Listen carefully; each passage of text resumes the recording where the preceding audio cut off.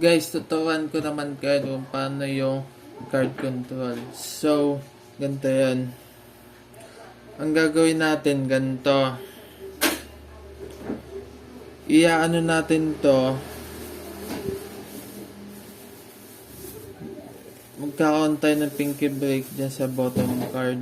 Isang baraha lang yan. Tapos ngayon, ito gagamitin natin. Lalagay natin dito, kuha tayo ng kalahati. Kunin natin, tapos papakita natin to 10 clubs, diba?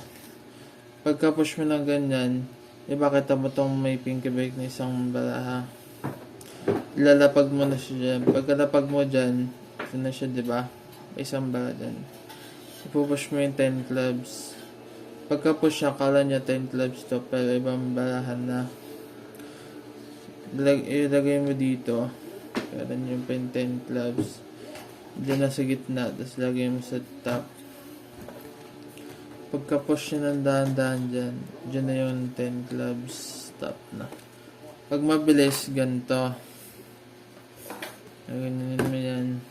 Tapos, papakita 10 clubs.